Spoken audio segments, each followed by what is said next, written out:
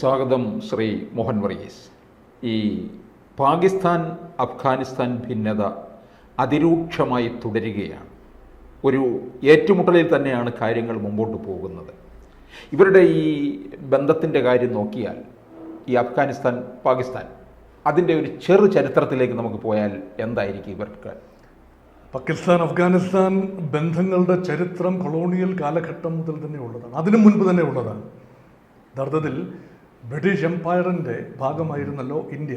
India എന്ന് പറയുന്ന അവിഭക്ത ഇന്ത്യയിൽ പാകിസ്ഥാൻ, ബംഗ്ലാദേശ് എല്ലാ ഭാഗങ്ങളാണ്. ഇനി വിശാല ഇന്ത്യ എന്ന് പറയുമ്പോൾ അതങ്ങനെ മ്യാൻമാർ ഉൾപ്പെടെ തായ്ലൻഡ്, ഈ മലേഷ്യ, സിംഗപ്പൂർ പ്രദേശം വരെ നീണ്ടു കിടക്കുന്ന വിശാലമായ ഒരു ഭൂമിക. പക്ഷെ അഫ്ഗാനിസ്ഥാൻ വേറിട്ട് നിന്നു. അഫ്ഗാനിസ്ഥാനെ കീഴടക്കാനുള്ള എല്ലാ ബ്രിട്ടീഷ് ശ്രമങ്ങളും എക്കാലത്തും പരാജയപ്പെട്ടു. അപ്പോൾ ഒരു വെരി വെരി അൺറൂളി പീപ്പിൾ എന്ന് വേണമെങ്കിൽ പറയാം. ആരാലും വഴങ്ങാത്ത ഒരു പോരാട്ട വീര്യമുള്ള ഒരു ജനതയാണ് അഫ്ഗാനിസ്ഥാൻ. ഇവിടുത്തെ പാകിസ്ഥാൻ അഫ്ഗാനിസ്ഥാൻ തർക്കത്തിൻ്റെ പശ്ചാത്തലത്തിലാണ് നമ്മളിപ്പോൾ ജനങ്ങളുമായിട്ട് സംസാരിക്കുന്നത്. ഇവിടെ പാകിസ്ഥാനിലെ വടക്ക് പടിഞ്ഞാറൻ പ്രവിശ്യ, അതിന് പണ്ട് പറഞ്ഞിരുന്നത് നോർത്ത് വെസ്റ്റ് ഫ്രോണ്ടിയർ പ്രോവിൻസ്, അതുപോലെ അഫ്ഗാനിസ്ഥാനിലെ വടക്ക് കിഴക്കൻ ഭാഗങ്ങൾ അല്ലെങ്കിൽ കൂടുതൽ അഫ്ഗാൻ മണ്ണും അവിടെ എല്ലാം വസിക്കുന്ന വിഭാഗമാണ് പത്താൻ വിഭാഗങ്ങൾ. പഷ്തു ഭാഷ സംസാരിക്കുന്ന പത്താന്മാരാണ് അവിടെ പ്രധാന വംശീയ വിഭാഗം. പാകിസ്ഥാൻ്റെ ഉള്ളിലും അഫ്ഗാനിസ്ഥാനിൻ്റെ പ്രധാന ഭാഗത്തുമുള്ള പത്താന്മാർ. ആ പത്താൻ മേഖലയുടെ മധ്യത്തിലൂടെയാണ് ഒരു വര വരച്ചിരിക്കുന്നത് ബ്രിട്ടീഷ് ഫോറിൻ സെക്രട്ടറി ആയിരുന്ന ഹെൻറി ഡ്യൂറൻഡ് വര വരച്ചിരിക്കുന്നത്. അതാണ് ഡ്യൂറൻഡ് ലൈൻ. ബ്രിട്ടീഷ് ഇന്ത്യയും അഫ്ഗാനിസ്ഥാനും തമ്മിലുള്ള അതിർത്തിയാണ് ഇപ്പോൾ പാകിസ്ഥാനും അഫ്ഗാനിസ്ഥാനും തമ്മിലുള്ള 2600 കിലോമീറ്ററുള്ള അതിർത്തി. അതാണ് ഖൈബർ പാസ് കടന്നു പോകുന്നത് ആ മേഖലയിലൂടെയാണ്. ആ മേഖല പരമാവധി ഫോർട്ടിഫൈ ചെയ്യാൻ പാകിസ്ഥാൻ ശ്രമിച്ചു. ഈ രേഖയെ ഔദ്യോഗിക അതിർത്തിയായി അംഗീകരിച്ചുകൊണ്ട് ആ രേഖ സീൽ ചെയ്യാനുള്ള എല്ലാ ശ്രമങ്ങളും പാകിസ്ഥാൻ ചെയ്തു. പക്ഷേ അഫ്ഗാനിസ്ഥാനിൽ മാറി മാറി വന്ന ഭരണകൂടങ്ങളും പ്രത്യേകിച്ച് താലിബാൻ 2 എന്ന് പറയുന്ന ഇപ്പോഴത്തെ ഭരണകൂടം താലിബാൻ 1 അംഗീകരിച്ചിട്ടില്ല. അത് കേവലം ഒരു രേഖ മാത്രമാണ്. കാരണം പത്താൻ മേഖല ഈ ജലാലാബാദ് അതിൻ്റെ കിഴക്കൻ മേഖലയിലാണ്. അതുപോലെ പാകിസ്ഥാൻ്റെ പെഷാവർ പട്ടണം അതിൻ്റെ പടിഞ്ഞാറൻ മേഖലയിലാണ്. പെഷാവറിനെയും ജലാലാബാദിനെയും ബന്ധിപ്പിക്കുന്ന ആ മേഖല മുഴുവൻ തങ്ങളുടേതാണ് എന്ന് അഫ്ഗാനിസ്ഥാൻ ആത്മാർത്ഥമായിട്ട് വിശ്വസിക്കുന്നു. കാരണം അവർ പഷ്തു ഭാഷ സംസാരിക്കുന്ന പത്താന്മാരാണ്. ഇപ്പം ഇമ്രാൻ ഖാൻ അറിയാം, പത്താനാണ്. ഷാഹിദ് അഫ്രീദി പത്താൻ വിഭാഗത്തിൽപ്പെടുന്ന ആളാണ്. ഒരുപാട് വിഖ്യാതരായ ആളുകൾ, ക്രിക്കറ്റ് താരങ്ങളും അല്ലാത്തവരും ഒക്കെ പത്താന്മാരാണ്. അപ്പോൾ അവർ വളരെ അഗ്രസീവ് ഫൈറ്റേഴ്സാണ്. അവരെ നിയന്ത്രിച്ചു കൊണ്ടുപോകാൻ ബുദ്ധിമുട്ടാണ്. ഇപ്പോൾ സംഭവിക്കുന്ന പ്രശ്നത്തിന് പിന്നിലും ചരിത്രത്തിൻ്റെ ഒരു തിരശേഷിപ്പുണ്ട്. രണ്ട് ഭാഗത്തുമായി അതിർത്തിയുടെ ഡ്യൂറൻഡ് ലൈനിൻ്റെ രണ്ട് ഭാഗത്തുമായി ചിതറിക്കിടക്കുന്ന പത്താൻ മേഖലയിലാണിപ്പോൾ ഫൈറ്റിംഗ് പ്രധാനമായി നടക്കുന്ന. ഖൈബർ പഖ്തൂൺഖ എന്ന മേഖല വസീറിസ്ഥാൻ ബെൽറ്റാണ്. അവിടുത്തെ ഏതാനും സൈനിക താവളങ്ങളിൽ പാകിസ്ഥാൻ താലിബാൻ ആക്രമണം നടത്തി. നമുക്കറിയാമല്ലോ, താലിബാൻ എന്ന് പറയുന്നത് സ്റ്റുഡൻറ്റ് ആണ്. താലിബാൻ എന്ന് പറയുന്നത് ഒരു ഇസ്ലാമിക റെവല്യൂഷണറി സ്റ്റുഡൻറ്റ് മൂവ്മെൻ്റ് ആണ്. അവർ അധികാരം പിടിക്കുന്നു.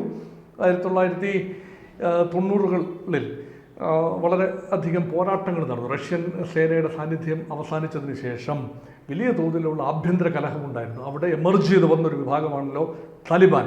ആ താലിബാൻ ഒരു ഇസ്ലാമിക രാജ്യം അഫ്ഗാനിസ്ഥാനിൽ സൃഷ്ടിക്കണമെന്ന് ആഗ്രഹിക്കുന്ന വിഭാഗമാണ്. അതേ താലിബാൻ്റെ പാകിസ്ഥാൻ പതിപ്പാണ് തെഹ്രിക് ഇ താലിബാൻ. ഈ തെഹ്രിക് ഇ താലിബാൻ ഉദ്ദേശിക്കുന്നത് പാകിസ്ഥാനെ ഒരു ഇസ്ലാമിക രാജ്യമായി മാറ്റിയെടുക്കുക. പാകിസ്ഥാന് നിർലോഭമായ പിന്തുണ ഉണ്ടായിരുന്ന ഒരു കാലത്ത് തെഹ്രിക് ഇ താലിബാന്.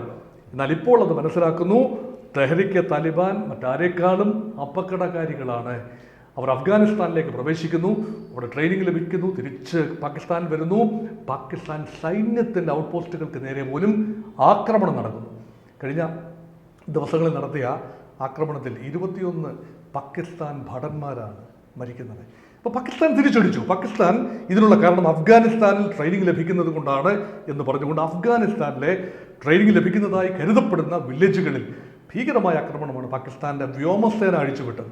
അപ്പോൾ അവിടെ മരണങ്ങളുണ്ടായി, 50-ലധികം മരണങ്ങൾ ഉണ്ടായതായിട്ടാണ് സ്ഥിരീകരിക്കപ്പെടുന്ന റിപ്പോർട്ടുകൾ. തിരിച്ച് അഫ്ഗാനിസ്ഥാൻ ഹെവി മോട്ടോറുകളും ഷെല്ലുകളും ഉപയോഗിച്ച് പാകിസ്ഥാൻ്റെ വസീറിസ്ഥാൻ മേഖലയിൽ ആക്രമണം നടത്തിയതാണ് ഇന്നലത്തെ പ്രധാനപ്പെട്ട വാർത്ത. അപ്പം അതിർത്തി അതീവ സംഘർഷപൂരിതമായി നിൽക്കുന്നു. സാർ ചോദിച്ചതുപോലെ ചരിത്രത്തിലെ അടയാളപ്പെടുത്തലുകളാണ് ഇതിൻ്റെ എല്ലാം പ്രധാന കാരണം. അതോടൊപ്പം തന്നെ റാഡിക്കൽ ഇസ്ലാമിൻ്റെ അതിർത്തിക്ക് അപ്പുറവും ഇപ്പുറവുമുള്ള താലിബാൻ എന്ന രൂപത്തിലുള്ള റാഡിക്കൽ ഇസ്ലാമിൻ്റെ ഒരു പ്രഭാവവും ഇതിനെല്ലാം പിന്നിലുണ്ട്. ഓർക്കൂ, പാല് കൊടുത്ത് വളർത്തിയത് മൂർഖനെയായിരുന്നു എന്ന് പാകിസ്ഥാൻ തിരിച്ചറിയുന്ന നിമിഷങ്ങളാണിത്. താലിബാനെ അളുമർത്ഥവും കൊടുത്ത് ഹാർബർ ചെയ്ത് പല കാര്യങ്ങൾക്ക് വേണ്ടി പാകിസ്ഥാൻ ഉപയോഗിച്ചു. ISIയും പാകിസ്ഥാൻ സൈന്യവും പാകിസ്ഥാൻ ലീഡർഷിപ്പും എല്ലാം ഉപയോഗിച്ചു. ഇപ്പോൾ അതേ താലിബാൻ, തെഹ്രിക്-ഇ-താലിബാൻ പാകിസ്ഥാൻ എസ്റ്റാബ്ലിഷ്മെൻറ്റിനെതിരെ തിരിഞ്ഞിരിക്കുന്നു. അത് പാകിസ്ഥാൻ ഒട്ടും പ്രതീക്ഷിച്ചൊരു കാര്യവുമല്ല. അപ്പോൾ ഈ രണ്ടുപേരും തീവ്രവാദം വളർത്തുന്നവരാണ്. ഈ വാളെടുത്തവരെല്ലാം വാളാൽ എന്ന് പറഞ്ഞതുപോലെ ഇവരുടെ നാശം ഇതിനകത്തൂടെ തന്നെ സംഭവിക്കുന്നു എന്നുള്ളതാണ്. ഈ ഷോർട്ട് കട്ടുകളില്ല എന്നതാണ് ഇതിൻ്റെ ഗുണപാഠം. ഒരു ലക്ഷ്യം നേടാൻ വേണ്ടി തൽക്കാലത്തേക്കാണ് ഭസ്മാസുരനൊരു വരം കൊടുക്കുന്നത്. പക്ഷേ ഭസ്മാസുരന് കൊടുക്കുന്ന വരം തൊടുന്നതെല്ലാം വെന്ത് വെണ്ണീറാക്കുന്ന ഒരവസ്ഥ ആലോചിച്ച് നോക്കൂ. ഈ ഒരു നോക്കൂ, ഇത് അമേരിക്കയുടെ ഭാഗത്തും സംഭവിച്ചു. അമേരിക്ക സോവിയറ്റ് സൈന്യം 1980 അഫ്ഗാനിസ്ഥാനിൽ കടന്നു വന്ന സോവിയറ്റ് സൈന്യം അവിടെ സൃഷ്ടിച്ച നജീബുള്ളയുടെ ഗവൺമെൻറ് അതിനെ പുറത്താക്കാനായി റാഡിക്കൽ ഇസ്ലാമിസ്റ്റ് ഗ്രൂപ്പുകളെ ഉപയോഗിക്കുകയാണ്. അങ്ങനെയാണ് അൽ ഖയ്ദയുടെ കടന്നുവരവ്. ഒസാമ ബിൻ ലാഡൻ അഫ്ഗാനിസ്ഥാനായി കടന്നു വരുന്നു. താലിബാൻ്റെ പ്രഭാവം, അതുപോലെ നോർത്തേൺ അലയൻസ് എന്ന രൂപത്തിൽ ഉള്ള ഹെക്മത്തുള്ള ഗുൽബാരൻ ഇങ്ങനെയൊക്കെയുള്ള ആളുകളുമായിട്ട് ബന്ധപ്പെട്ട മിലിഷ്യകൾ, പ്രൈവറ്റ് മിലീഷ്യകളുടെ ഒരു വലിയ ആവിർഭാവം. അപ്പോൾ അഫ്ഗാനിസ്ഥാൻ ചന്നം പിന്നം ചെതറുകയാണ്. വിവിധ റാഡിക്കൽ ഇസ്ലാമിക ഗ്രൂപ്പുകളുടെ ബ്രീഡിംഗ് ഗ്രൗണ്ടായി അഫ്ഗാനിസ്ഥാൻ മാറി. തൽക്കാലത്തേക്ക് ഒരു ലാഭത്തിനായി കമ്മ്യൂണിസ്റ്റ് റഷ്യ അല്ലെങ്കിൽ കമ്മ്യൂണിസ്റ്റ് സോവിയറ്റ് യൂണിയനെ പരാജയപ്പെടുത്താനുള്ള ഭീകര ഗ്രൂപ്പുകളായി സൃഷ്ടിച്ച അതേ ഭീകര ഗ്രൂപ്പുകളാണ് അമേരിക്കയ്ക്കെതിരെ തിരിഞ്ഞതും 9/11 2001 കലാശിച്ചതും, സെപ്റ്റംബർ 11 കലാശിച്ചതും. അവിടെ കാബൂളിലും കാണ്ഡഹാറിലും പരിശീലനം ലഭിച്ച ആളുകളാണ്, തീവ്ര ഇസ്ലാമിസ്റ്റുകളാണ്.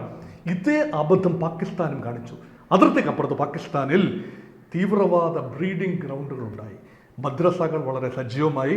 അതുപോലെ പാകിസ്ഥാൻ്റെ മണ്ണ് ഈ ഭീകരതയെ വളർത്താനുള്ള ഒരു നല്ല വളക്കൂറുള്ള ഇടമായി പാകിസ്ഥാൻ്റെ എസ്റ്റാബ്ലിഷ്മെൻറ്റ് അനുവദിച്ചു കൊടുത്തു. അത് ഇന്ത്യ വിരുദ്ധമായി ഉപയോഗിക്കാൻ വേണ്ടിയാണ് അത് അനുവദിച്ചത്. പ്രത്യേകിച്ചും പാക് ഓക്യുപ്പൈഡ് കാശ്മീർ ആ ഭാഗത്തുള്ള ഹിസ്ബുൾ മുജാഹിദീൻ, ഹർക്കത്തുൽ മുജാഹിദീൻ, പ്രത്യേകിച്ച് ലഷ്കർ-ഇ-തോയ്ബ, ജയ്ഷ്-ഇ-മുഹമ്മദ് ഇങ്ങനെയൊക്കെയുള്ള ഭീകര ഗ്രൂപ്പുകളെ സൃഷ്ടിക്കാനായി പാകിസ്ഥാൻ ആ മണ്ണ് വിട്ടുകൊടുത്തു. അത് ഇന്ത്യക്കെതിരെ ഒരു നേട്ടം കൊയ്യാൻ വേണ്ടി നുഴഞ്ഞുകയറ്റക്കാരെയും തീവ്രവാദികളെയും സൃഷ്ടിക്കുക എന്നതാണ്. പക്ഷേ അതേ ഭീകരവാദികൾ പാകിസ്ഥാൻ്റെ സ്വച്ഛന്തമായ ജീവിതത്തെ തകർക്കുന്ന ഒരു കാഴ്ചയാണ് കാണുന്നത്. പാകിസ്ഥാൻ ജനത ഒരിക്കലും ഭീകര ഒരു സ്വഭാവമുള്ള ഒരു റാഡിക്കൽ മൈൻഡ് സെറ്റുള്ള ആളുകളല്ല. പക്ഷേ ഈ തീവ്ര ഇസ്ലാമിസ്റ്റ് ഗ്രൂപ്പുകളും ഈ മിലിഷ്യകളും ചേർന്നുകൊണ്ട് പാകിസ്ഥാൻ്റെ മനസ്സിനെ തന്നെ മാറ്റി. ഇന്ത്യ വിരുദ്ധത എന്നതൊരു പൊളിറ്റിക്കൽ നറേറ്റീവാണ്.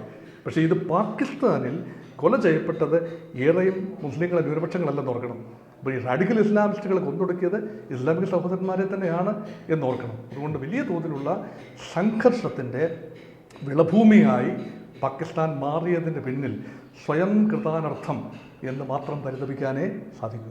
ഈ പാകിസ്ഥാനിൽ നമുക്കറിയാം ആഭ്യന്തര കലാപവും നടന്നുകൊണ്ടിരിക്കുകയാണ്. ഒപ്പം ഇവരുടെ കൂടെ അറ്റാക്ക് ഉണ്ടാകുമ്പോൾ പാകിസ്ഥാൻ ഏറ്റവും വലിയ നാശത്തിലേക്കല്ലേ അത്?